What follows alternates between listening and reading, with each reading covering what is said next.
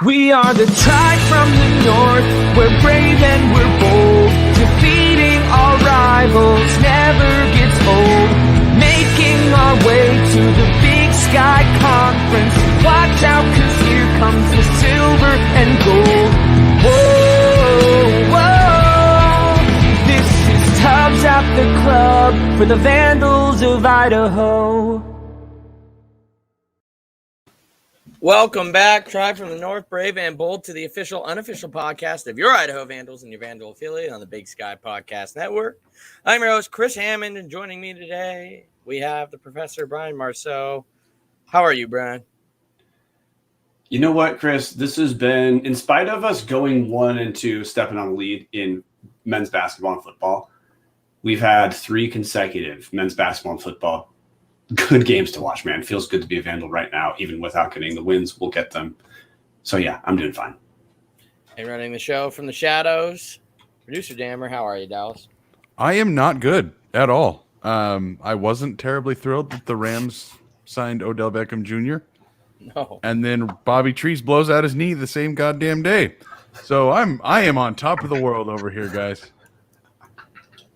I did actually call the Beckham to LA thing. But for your sake, I hope I'm right with the rest of it. I said, I'll watch him have like the Randy Moss career arc. Like he goes to a traditionally just terrible team after being kind of a diva, and then he gets signed by like a really good team and ends up like setting single season records on like his late or early 30s on his way out the door. Possible. Now he's got plenty of targets now. That's not going to be an issue. So yeah, exactly. Otherwise, back to more of Brian's kind of day. You're right. We had a close one today as the Idaho Vandals fell by 7, 20-13 in Bozeman against the number 3 Montana State Bobcats. Where do we want to start with this one, guys? We're live reviewing here. Thank you for joining us on YouTube or listening wherever you listen to your podcasts. Do we start with maybe, I guess probably not the last Boorish game, but do we want to start there? That's fine with me, Chris. I mean, like, we're not going to be able to talk about this game without going over. We got the second full Boorish game. He played all quarterback snaps, passed 8 for 18, 157 yards with a touchdown, also rushed 23 times for 75 yards, 3.3 average with a long of 29. Idaho stayed competitive. I guess Boorish is going to get to go down with like the wildest career, where both full-time starting games he's had was against the best team we played that season. We've been competitive in both games. At this point, I'm fine saying it's great that Zach's getting out there. He's proven he needs to get touches in some capacity. He's proven, I think, that he should have gotten more chances to throw than he had earlier this season. But based off the sample size we saw, I'd probably say a role as a non-quarterback is what we have to find a way to get for him next year. Yeah, I would echo what you're saying there. I mean, it's twofold. We got to see exactly what this offense would look like with Zach Boorish actually having a threat to throw, which we've been hashtag let Boorish throw all year. And not because we believe he's a great passer, right? It's because, like, for an offense to be effective, unless you were going to go full freaking triple option, which we don't even do. We don't even, like, run the triple option in this offense. We just run the read option and power option. There's no threat of the third. So, like, when all we're doing is running and they're stacking the box and not even allowing – like, that's how we got our big plays. That one where we hit Cummings down the sideline, Tris Trainer on the touchdown, like, it was because Montana State literally believed we were going to do the typical thing and let Boorish throw maybe 3 passes. And they're willing to take those big hits. Well, when Boorish starts dropping back a little bit more and actually throwing the ball a couple times, actually throwing the ball 18 times today with 8 completions, we were able to catch Montana State sleeping. 157 yards through the air and a touchdown. Still no touchdowns for interceptions for Boorish. So, like, all in all, good performance by Boorish. I think this just feels eerily similar and echoey to the Eastern Washington game last year. Not this year, obviously, but where it's like we had no business really going in there competing. that time we caught everybody off guard with just like having Borish actually play. Today we caught Montana State off guard by like letting Borish actually attempt to be an actual quarterback and throw the ball. And actually ends up throwing the ball more times than Montana State did today. Montana State between McKay and Melliot had 16 passes. We had 18. They completed 10 passes. We completed 8. So, like, all in all, the pass games were similar. Just one team's the number 3 team in the country and one's not. Yeah, Borish threw for 50 more yards, right about 50 more yards than Montana State combined for. McKay and Malott combined for 106. Borish for 157. So that's a 51-yard difference. We'll say twofold. Borish was hurt by a couple Idaho drops. His numbers could have looked even better. There was a drop/breakup on the Elijah Cummings pass early in our first drive, where if Cummings comes down with that, honestly, it probably changes the entire makeup of the game. Trainer had a drop as well, but also there were a couple pretty rough passes that Montana State probably should have picked off. One that Terez Trainer became a great defensive back to prevent the interception. A couple others Montana dropped. If this is look, most players, we're talking about the game. If we see 3 potential picks that don't happen, we say, hey, we're lucky we got those breaks. This could have been much worse than it was. I am fine labeling this as, once again, the dude has only a couple days prep as the starter. He gives a real valiant effort. He's a tough guy. He's clearly a great teammate. The team responds to him well. He needs a role next year, no question. 100%. And like, whether you like him or dislike him or whatever, I don't know how you would dislike Zach Borish, but I think you nailed it there, Brian. The guy plays tougher than anybody on the team, except maybe Trey Walker, but it's probably neck and neck there on that argument. I mean, he is just a tough son of a gun. He's one of the best teammates. He's always one of the first one overs when other people get good plays. I don't know. All in all, he's a great leader, and we're lucky to have him. We just need to find the correct role for him next year. That's for damn sure. Because running him up the middle 20 times a game and not letting him throw is not it. I'm not sure him being under center is it either, but the guy needs to be on the field. And I mean, we saw that today. He has the ability to be the ultimate weapon. If we can have somebody like a CJ McCoy or maybe Webb or one of these guys come in, maybe a grad transfer, like, man, this team could be so good. We've seen spurts on offense. I know today was a bad performance. If you go like, well, we only scored 13 points, but as Brian pointed out on the pre-show or preview show, Montana State is yet to give up 20 points this season, the high being 19 to an FBS squad.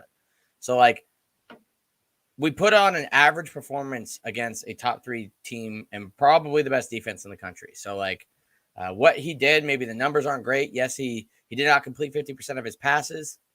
But as Brian pointed out in our group chat or the Discord, I don't remember, shout out patreon.com/Tubs at the Club to be a part of the Discord. Montana State's made everybody's quarterback look bad this year. So, I don't know. It was one of those games where I had that sinking feeling in my heart as the usual eternal optimist that I definitely didn't think we were going to pull this out. But I feel good for the kids. Like, the fact that the guys get to kind of celebrate something like this is really cool.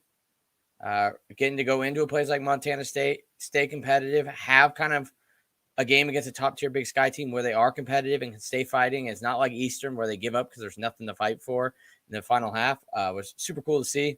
But, I mean, just a reminder, and I brought it up on Dallas's tweet, like, yeah, Montana State also historically is a team that plays Idaho close. The broadcasters brought it up, something like 3 of the last 4 meetings have all been settled within 3 points. And not to be forgotten, Mason Petrino led the Idaho Vandals against the number 8 Bobcats in Bozeman and led for the majority of that game as well. So, yes, it's a performance that we want to hang our hat on, but this feels a lot like Eastern in the spring, where it's more of a we got up for a big game, which we usually do, more so than it's an indicator of where Idaho is at. We got to hear from Dallas, too, on this matter, because Dallas has been one of the guys who's certainly certainly been interested in what the heck we're going to do with Borish. I think we're ready to close the book. Let Borish throw. Yeah, let's let the let Godfather Dallas speak. Yeah, the Godfather of hashtag let Borish throw. He can put the hammer down on this. So I do want to quickly point out that I do agree with pretty much every take you guys have had. I do not believe that Boris should be back there dropping back 30, 40 times a game throwing the ball. It's pretty clear after a game like today that's not going to be his strength. But it does feel almost like vindication for hashtag let Boris throw of, yeah, it was only 13 points. It was against one of the best defenses they're going to see all year. One of the best teams they're going to see all year. But even just having the threat of 18 throws definitely made it feel like this team was moving at least a little bit better than just being caught in neutral and the weird, all right, Boris is coming in. Is he gonna run it up the middle, or is he gonna fake it and then run it up the middle? And it felt like we were peeling some of the layers of the onion off of, this team, there is framework here. If this team wanted to shift to being Montana State and throw for 100 yards and just commit to running the ball and stopping you on defense, they could do that with a kid like Boris. It's tough to see that it didn't work out. Again, a close loss is still a loss, but you have to feel kind of good about, hey, you went into the number 3 team on the road and you hung with them. You had a chance at the very end, which is really all you can ask for. I do hope to see Boris continue to play in an Vandal uniform after the season. Who knows what's going to happen after the year? I know there's always transfer portal. There's a bunch of other things that we could get into discussing at this time, but I really want to see him in some sort of, and Patrick even mentioned it. I was saying it before we went live. I'd love to see him in sort of a slot role, go 11 personnel, put him in the slot, have him do just even wide receiver sweeps or do some weird wildcat formation and have him take a couple snaps from the quarterback. It feels like there's so much more creativity that could be used with him than what we saw the previous 7 games of Beaudry's out there for standard quarterback snaps. And, Boris is going to go in, so we're going to run the ball so the defense knows exactly what to do, stack the box. It's almost maddening to me that I do see there's creativity that could be found here. And there's things that you can do with a guy that is very obviously one of the best athletes on the field. But we're just going to have to keep dreaming about that, I guess. Yeah, one of the best athletes probably in the Big Sky, honestly. I mean, Brian, just giving credit where credit is due. Like, Dallas started the hashtag let Boris throw. Brian's the one who's been saying he should be our Jerry Louis McGee. So I think I can tell that Brian's already like, man, we're trying to bookend this. We all agree. Boris had a performance that we wish we could have seen more this season. Let's get into some of the other nuances of the game. How much you guys think benefited? I mean, obviously it benefited with Isaiah Fonse going out. Luckily for me, I had a beer bet with some random guy on Twitter, just a playful one, when I said, like, it's going to be a bad day to be a running back because you have Troy Anderson and Trey Walker on both sides. Great game to watch some defense. Isaiah Fonse, only 9 carries for 84 yards. He's averaging 9.3 and did not come back in the second half. So my bet was right. He did not hit 100 yards. So that guy owes me a beer. But Isaiah Fonse going out, I mean, that's big. And then you have their backup running back, Elliott, also coming out. So they're down to their 3rd string running back. It really helped Idaho kind of hang in there. And then our running backs, after seeing a lot last week, I mean, together, what do we have? 50 yards combined between Johnson, Cummings, and Carter. So I don't know. I mean, Montana State, good defense, but the rushing attack, I thought we would hold Montana State better and we'd be slightly more competitive. This game probably looks a lot different if Isaiah Fonse stays healthy. Or Elliott. I mean, Elisha Elliott for Montana State had pretty dang close to identical production to Fonse. Fonse's 9 carries, 84 yards. Elliott's 6 carries, 49 yards. That's like a yard per carry difference between the two. That did help us, but I mean, look, Montana State still ran the ball, well enough. I mean, obviously they came up with the win. They controlled the ball the way they needed to. Relative. I was surprised, man. I'm sorry to yank the discussion the other way. Idaho's pass defense, probably our best showing of the year, I'd say. Like, Matt McKay is not all Big Sky quarterback, but we picked him off as a terrible passing through, but we picked it. We could have easily had a second pick off of Tommy Malott that we dropped. I was a little bit impressed that Montana State wasn't able to exploit our DBs, and we just weren't able to slow the rush quite enough. 258 yards on the ground for Montana State. That's still pretty good at 5 yards per carry. But this was, look, I was wrong when I talked about this game. I thought Montana State was going to blow us out. We hung in there. We made it the slugfest that Idaho needed this game to be, to stay competitive. And then even when we go into half and we're concerned, all of us are talking about, okay, here's those famous second half adjustments that are going to come. This game was in doubt until the very last possession. So, yeah, Idaho's defense acquitted itself pretty dang well. Sure, injuries help, but you know what? Injuries had us on our third-string quarterback with no one else who could go in, too. True. Very true. I want to jump in real quick and also mention Montana State lost their right tackle as well. So they're probably going to make a bunch of comments. If anybody engages with that fan base, they're probably going to make a bunch of comments about how, they were super injured, and that's the only reason Idaho stuck in it. But, Brian, to your credit, Idaho's on their third-string quarterback and had a chance to win this with 2 minutes to go. Yep. And Montana State suffered that injury by having the most, out of the Petrino playbook of coaching of all time, of needlessly going down the field, trying to search for points into the wind with a rush-based team, and needlessly getting, it seems like on that exact series, both Ifanse and the right tackle on the last play of that drive, 50 yards, attempted pass into the wind. What did you expect to happen there? Only bad things could happen there. Like 6 out of 10, that's a pick. Or I guess probably 3 out of 10, it's a pick. 6 out of 10, it's dropped. And 1 out of 10, you get somebody seriously injured. And, about had, both 2 of those things happen on the same thing. So, I mean, bad play call did lead to both their injuries. But to defend us going into the half, it was still close. So, while they still had Ifanse, while they still had their starting right tackle, we were still in it. Now, we've seen that maybe there isn't enough faith in our second half adjustments to really justify that things wouldn't have gotten worse in the second half had they both been there. But, yeah, I mean, Idaho, this was the Idaho team of like 2018, 2019, 2020, where we just like play to our competition level. Like where we're able to hang with Weber State. We're able to like be up on Sac State when they're having a miracle run for a while. Like we just play to the level of our opponent. We can beat Eastern Washington at home when they're number 9 in the country and then go and lose to a Northern Colorado team that doesn't get another conference win all season. Like that has been Idaho under Petrino. This is a typical Petrino performance. Like give the fan base a little bit of hope.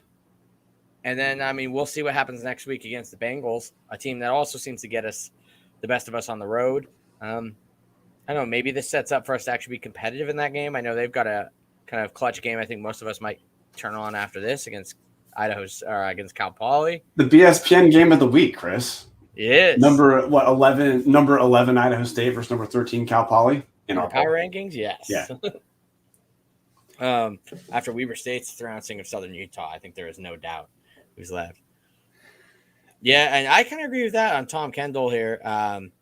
Said it was a sellout. There were quite a few empty seats kind of in that end zone. I do think a lot of people didn't come back in from halftime. Either way, for Montana State, that kind of weather, they typically don't have big sellouts later in the year. Listen to the R&R guys. I think they said this was the first time in program history they've sold out every home game. Yeah, the SWX announcer brought that up probably 3 or 4 times. And if you looked at the way the field was shown in the first half, it was still like it was definitely full. It'd be the kind of game like at the Kibbe Dome. We would be happy that we had that level of crowd. Yeah. And I'm not going to crap on Montana State's fan base because you know what? They did show up, and maybe they're a couple hundred seats short of a true actual every seat is filled with a butt. But Eastern Washington, who is a quote-unquote rival for us, had, 6,000, 5,000 people at the game against Idaho. So either way, Montana State, who doesn't really have a reason to dislike Idaho other than some old games in the 90s and 80s, they showed up. So I'll give them that. Where Eastern, on the other hand, that game was like super bare. And I was embarrassed for Eastern fans that they didn't show up that well. So I'm not going to bag on Montana State for being a couple seats short. More so than I would like Eastern fans in that game. That was sad. But it's funny that we're arguing about teams wanting to watch their team play Idaho right now. Well, the other takeaway, I'm going to yank this back to the game, Please is do. and the season. Idaho season, to me, the jury's in. The floor was losing to NAU after Eastern and Montana, and seeing I know it's probably the attendance figures weren't announced on TV. It felt like 9 people were in the QB Dome for the NAU game. These last 2 weeks have been. They're not going to change the season. The season is a disappointment that Idaho's finishing the way we are. It's nice to at least have some competitive games to let us remember. No, we're not wrong when we say Idaho's talented. I don't care what a Montana State fan would say here. Idaho hung in with Montana State because our talent is reasonably comparable. That we have some gaps compared to Montana State, particularly pass defense overall. But this is the kind of showing we thought we were going to get after the spring, guys. Where even if we didn't come away with the win, we were going to hang in. Even if we didn't come away with the win, we were going to show the ways we belong. We didn't do that against Eastern or Montana, but then against probably the best team on our schedule, who's not FBS, Oregon State or Indiana, we did show we belonged. We did at least get to give fans a little bit of a reminder that, look, when we get a coaching change, there's reason to have faith. This isn't a rebuilding project. We have a solid base that just needs to be put together in a way that hasn't yet. This is a top 10 job in the FCS. Oh, yeah. And I think that's the frustration of whether Paul is back or not. The frustration is that this does not resemble a top 10 program. That's the issue, is the facilities, the pay, the players. I mean, once again, I'm not trying to pat Montana State fans on the back too much, but we've gotten a lot of flack from a lot of different fan bases, rightfully so, for thinking we were going to be so good coming back here. Montana State guys on the R&R CatCast were literally talking about how we still have so many FBS caliber guys on our team, they were talking about how Noah Ellis is absolutely an FBS quality guy. So we have an ability to recruit. We have an ability to pay well. We have an indoor practice facility, quote unquote, right? This is a top 10 job in the FCS. So if we're not going to make a move, Paul needs to freaking turn this around next year to where it is a top 10 team. That is the expectation. I don't want to get too much into it past that, but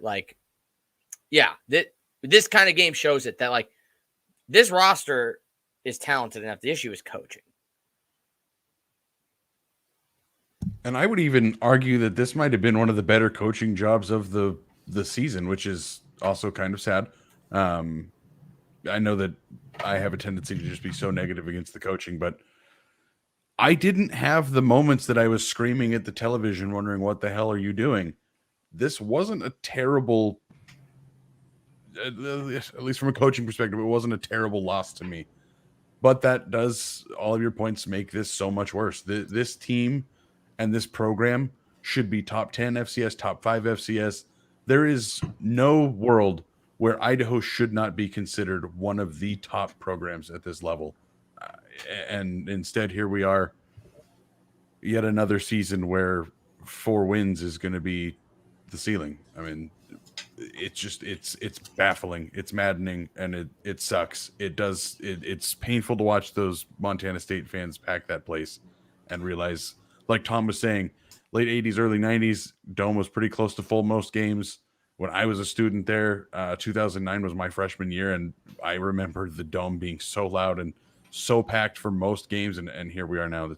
The enthusiasm around the program's an all-time low, which is just, it just sucks. Well, no, and I mean, I'm going to try to shift back to the game, guys. But listeners know, look, Petrino's been the exact same thing through all the Big Sky seasons. Everyone, there's no change. If we don't get a transition, our admin's failing us. But for this game, there were a couple minor things. We had the third or fourth quarter, Borish gets his helmet knocked off. We have to take a timeout to keep Borish in, and then we get a delay of game after that. That felt like, okay, well, that's one of the plays we've grown to know and love in the Idaho time. But no, Idaho looked relatively stable for the most part in this game.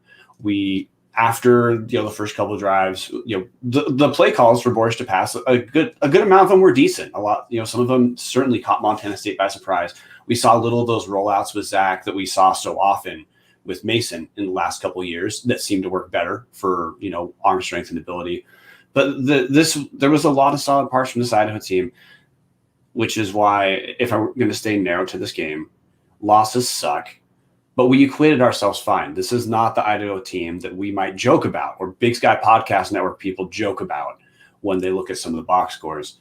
This is the team that is very close to turning a corner. This is a team that next year should be understood as a potential Sac State story of the turnaround happens, and it happens quick because we're not starting from scratch. We're going to lose some great guys, but we lost Christian Ellis, and our linebackers look fine. Our linebackers are great. We lost Jeff Cotton, and then both Hayden Hatton, he'll be back next year from injury, and then Terez Traynor. Terez Traynor looks like he might be one of the top 3 most talented receivers in the league. We have guys up. This today. Hayden Ellis and our linebacking core, arguably as a whole, got better.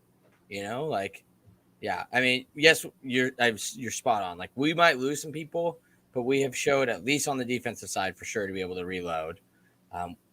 Offensive side, though, too, like, have we taken a step back from Jeff Cotton? Probably, but yeah, like you mentioned, like Hatton, when he's healthy, appears to be able to do it. Traynor, and like we said, it's to the point where Cottrell Haywood might have thought the room was too crowded, and like that's saying something because Cottrell is a good wide receiver. The pieces are in place for sure. And to clarify that point, Chris, because we just didn't talk about it yet, Cottrell Haywood entered the transfer portal last week. Yeah, did we not talk about it on the preview show? I thought we did. I think not. We were going to. But yeah, we blew past it. Yeah, so Vandal, say spoiler alert. Cottrell Haywood, you didn't see him because he's transferring. Okay, one thing I did want to touch on. Or he's at least in the portal. Let's make that clear. He's in the portal. Jalen Hoover once entered the portal. Exactly. Still on the team. Yeah. Fave, who's been having a great season. I'm assuming he's banged up. I see he registered a tackle, but I did not feel like he was starting. Did you guys catch that as well? I noticed that when I noticed that Trey was involved in like every single play, that I wasn't seeing much of number 2. And now looking at stat sheet, I see he has recorded 1 tackle. So I don't know. I don't have the official knowledge of what it is, but I was contacted by a listener of Tubbs who told me Favai is hurt. Wasn't even expected to play today. So shocked he got out there, but he is hurt. I have no idea what it is, but I was told earlier this week to expect Favai not to play because of his injury. True. And that this could be an error. I mean, I don't know who's number 2 on offense. Isn't that Noel? Maybe it was special teams and Noel got the tackle and they just assumed it was Favai. But yeah, I mean, all in all, crazy. All right, when you look at this, like defensively, because I don't think we have the defensive stats on Go Vandals. But just the linebacker play in this game, did it not feel like Trey Walker was everywhere? I mean, it seemed like he was in every play. I can't believe this looking at a stat line. This stat line goes to show that he is such a not just statistical player. He only finished with 11 total tackles, 4 solo tackles, and no tackles for loss, which on its own is a great game, but it just felt like he was way more all over the place. Troy Anderson from Montana State finished with 17 total tackles, 11 solo tackles. And then he also didn't get credited for that pass breakup that he had against Connor Whitney. So I don't know. That's kind of rough statistic keeping there, but just, man, you got to see some linebackers today. And it just goes to show, I thought Trey played a better game than Troy. Not to say Troy played a bad game, but it just goes to show that Trey is such a just off the stat book player too. Got one more game with him. It's confirmed at this point. He did senior night. His mother had a post on Twitter today saying 2 games left, blah, blah, blah, blah. I can't wait to watch it. So, I mean, it's kind of like last year when we were saying why you need to tune in against NAU. You need to tune in against Idaho State because it's going to be the last time you probably see 8 in a jersey.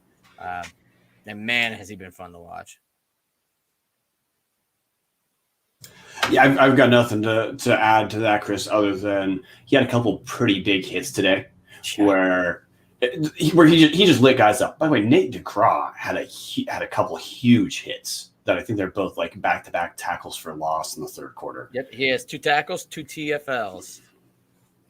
Wait, oh man. See, and this is just going to give you the context if you listen to our Eastern.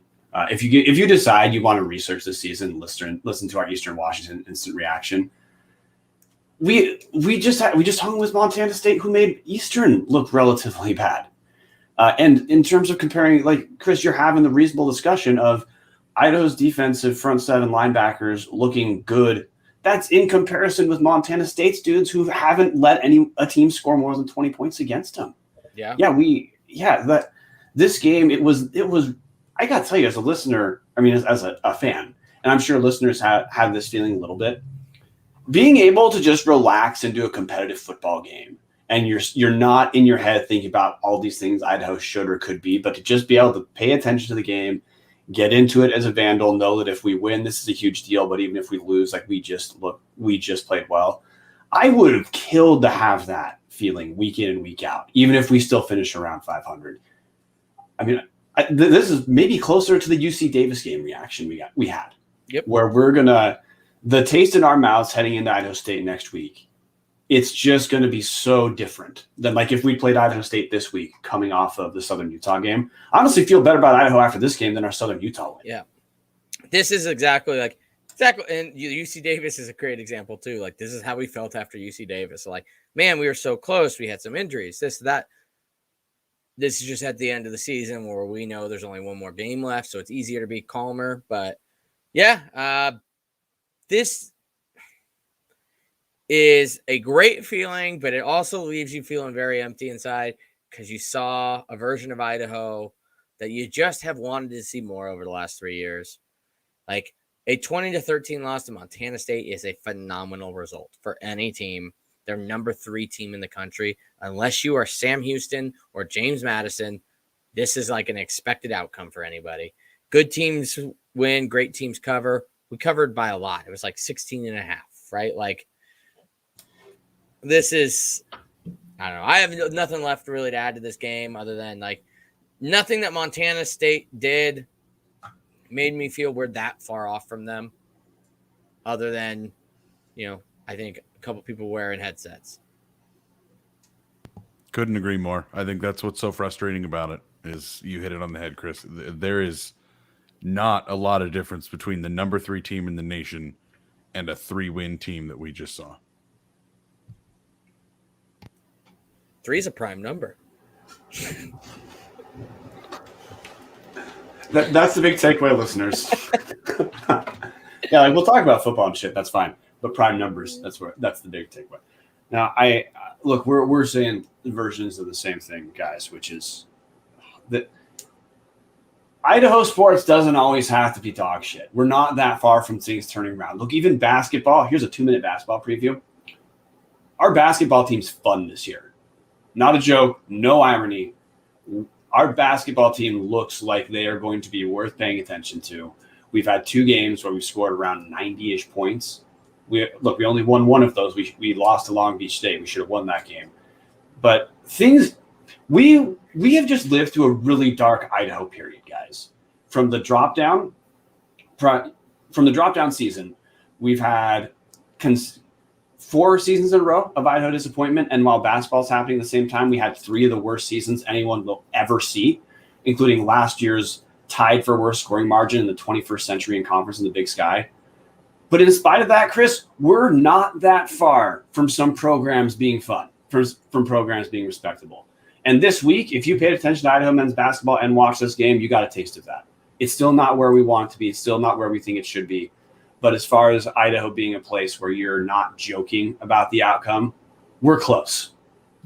We're only 4 seasons removed from a 20-win basketball program. Like, yeah, I think the shocking part was the absolute dismay of like how quickly it all fell apart. That's like what led to basketball being what it is. Football, we're only 5 seasons away from our all-time most wins at an FBS level with 9, right? And a bowl win.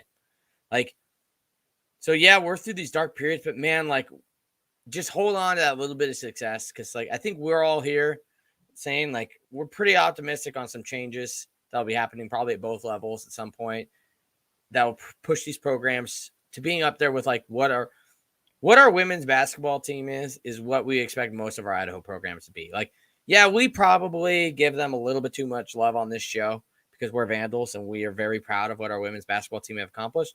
But yes, they don't win the conference every single year, right? Like, it's kind of like Eastern Washington. Eastern Washington doesn't win the Big Sky every year, but it sure dang feels like they do. And we can have all of our programs get back to that point, and I think it's coming. This Montana State game, that's that sliver of, like, you take away. Montana State, we'll see what happens next week, but probably going to be Big Sky Conference champions, possibly tied in a co-way thing. But either way, they're going to have one conference loss. They're going to be a ranked seed in the playoffs. And, man, we took them toe-to-toe. It took them until the final 4 minutes of this game to pull away from us. We did the same thing to UC Davis, which is a top 17 this year. Like, this program is knocking on the door, man. All of them are. The basketball team appears to be doing it. So just hang in there. And that's my kind of closing points. You guys got anything else before we get on out of here? I'll go before Brian. He's looking like he's wanting me to say something because I'm the one who has zero filter. So I'll just go for it.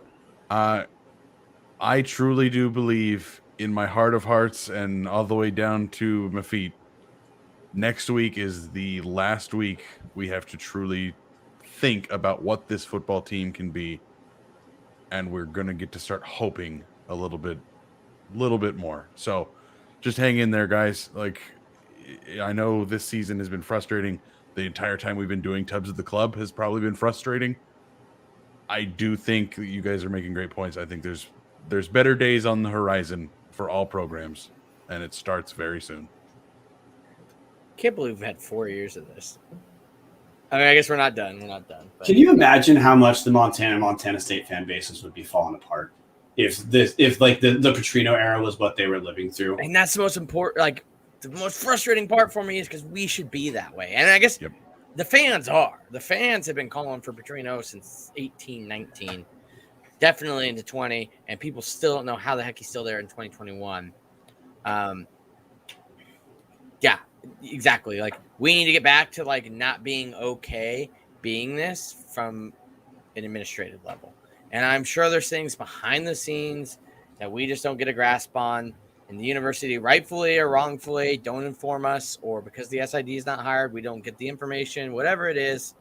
I'm sure there's some reasoning behind it. I don't know if it quite justifies it, to be honest with you, but I think we're all on the same page that, you know what? Worst case scenario, you got 1 more year of Petrino. There's no way he's getting extended. Best case scenario, you got 7 more days. Well, look, Chris, I think I can answer a version of why Idaho's fan base isn't flipping out. Because it's honestly my version. I've been out on this guy for years, but like for it to be on the show, like to be interesting, we just need to not say the same thing every single minute of every episode. Mm-hmm. I think a lot of fans have their own version is, if I'm going to get into this season, if I want to get into this team I love, I need to not be obsessing over this change that needs to happen. It's just part of the subtext. It needs to happen, but it's not. We know it's not happening today. So how do I get through this time today? I hope I hope today's game either turns into another data point for the admin to get rid of the guy, or I say, well, what's a version of Idaho being good today? It has to be different next year. But I think there's so much resignation at this point from the fan base of how many years you have to do the same damn thing before you're gone. That's why it's a little bit, the response I think is muted, maybe publicly, because a ton of people, this is how you can stay in. Idaho's already been beat down for a handful of years. It's diehards only at this point going to games. How else do you do it? That's what I think you do, is you turn that anger into subtext and try to be present for what's left. That's it. Yeah, and Tom nailed it there. The important part is also you need the next hire to be correct. I mean, this is going to be I'm sure we'll have an off-season episode if something does happen, but for instance, if you just followed all Vandals over the last 2 weeks, I think they all wanted one thing, and I think 48 hours or so ago, we learned that due diligence is very important in the coaching world, and viewing stuff from the outside sometimes doesn't always mean you know what's going on inside, which is also true of our locker room. We actually don't know. But. Okay, we have to say what you're saying, Chris. Because, Oh, yeah. look, this isn't a secret. A lot of we just spent like 10 minutes saying we are all saying we want to fire Paul Petrino. Like, we're all essentially there. Chris, if that's not what you're saying, correct me. I think he might be fired. Yes. Okay, we're saying we sure as hell want him to be done. We may have reporting in the future. We'll see. But we're in terms of emotional state. That's where we're at. A lot of fans are interested in Ian Schumacher, former now offensive coordinator of Eastern Washington. He was just fired from Eastern. He resigned, but our understanding is it was forcefully. Yeah, safe face resignation. Yeah. Yes, the Ian Schumacher, offensive coordinator for Eastern, was forced to resign. That's a drastic step for a team that's a couple weeks from the playoffs and is about to play now what's probably their biggest game of the season, where if Eastern beats UC Davis, it's probably just done. They're in the playoffs. That's a huge step to take. There's no way that Eastern's doing that unless there is some terminal personality difference. And as a Vandal, if you still want Schumacher, you just have to decide you're okay with whatever end Schumacher was on. Or, other asterisk, it's something else that Eastern was really frustrated enough with him that they're done. And that's what Chris is talking about, due diligence. A lot of people, I was one of them, was interested in Schumacher. I am a little concerned about that even being the right answer. That's what Chris means with due diligence. Yeah. And it means that anybody you think should be coach, you just got to trust Scott Green and Terry Golick to get better information than we get. Anyways, good teams win, great teams cover. Go Vandals. Go Vandals. Go Vandals. So raise your glass and have a drink with me. Here's to the Vandals and the crowd. All just out there living the dream. Right up one and only Moscow drink.